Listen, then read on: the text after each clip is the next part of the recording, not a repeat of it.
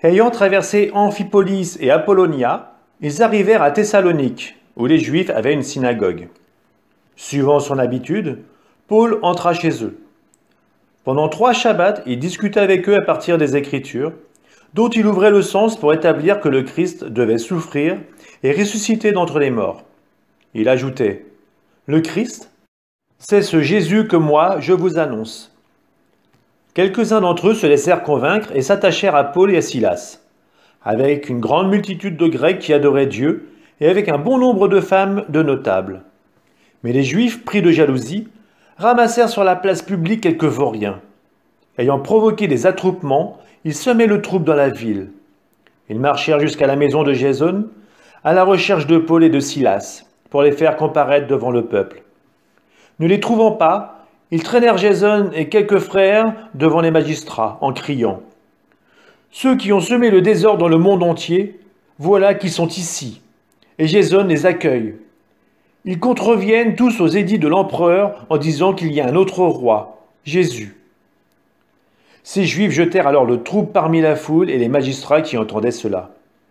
On fit payer une caution à Jason et aux autres avant de les relâcher.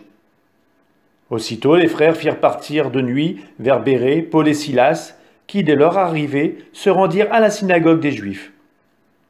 Ceux-ci avaient des sentiments plus nobles que ceux de Thessalonique, et ils accueillirent la parole de tout leur cœur, interrogeant chaque jour les Écritures pour voir si ce que l'on disait était exact. Beaucoup d'entre eux devinrent donc croyants, ainsi que des femmes grecques de qualité et un bon nombre d'hommes. Mais quand les Juifs de Thessalonique apprirent qu'à Bérée aussi la parole de Dieu était annoncée par Paul, ils vinrent là encore bouleverser les foules et jeter le trouble. Alors aussitôt, les frères firent partir Paul pour qu'il poursuive sa route jusqu'à la mer, tandis que Silas et Timothée restaient là. Ceux qui escortaient Paul le conduisirent jusqu'à Athènes. Puis ils s'en retournèrent porteurs d'un message, avec l'ordre pour Silas et Timothée, de rejoindre Paul le plus tôt possible. Pendant que Paul les attendait à Athènes, il avait l'esprit exaspéré en observant la ville livrée aux idoles. Il discutait donc à la synagogue avec les Juifs et ceux qui adorent Dieu, ainsi qu'avec ceux qu'il rencontrait chaque jour sur l'agora. Il y avait même des philosophes épicuriens et stoïciens qui venaient s'entretenir avec lui. Certains disaient « Que peut-il bien vouloir dire, ce radoteur ?»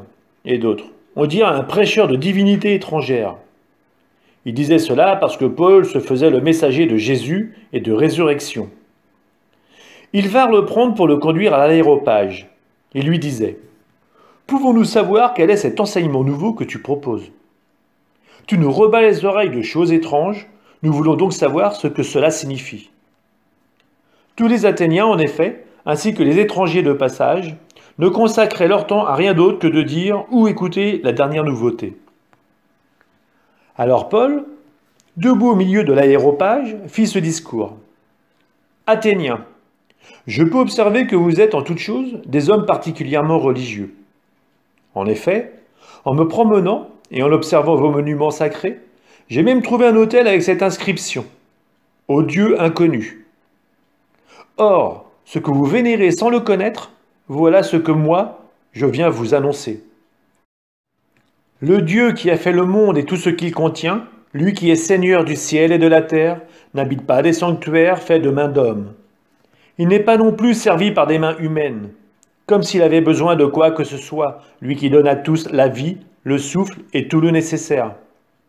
À partir d'un seul homme, il a fait tous les peuples pour qu'ils habitent sur toute la surface de la terre, fixant les moments de leur histoire et les limites de leur habitat. Dieu les a faits pour qu'ils le cherchent et, si possible, l'atteignent et le trouvent, lui qui, en fait, n'est pas loin de chacun de nous. Car c'est en lui que nous avons la vie, le mouvement et l'être. Ainsi l'ont également dit certains de vos poètes. Nous sommes de sa descendance. Si donc nous sommes de la descendance de Dieu, nous ne devons pas penser que la divinité est pareille à une statue d'or, d'argent, ou de pierre sculptée par l'art et l'imagination de l'homme.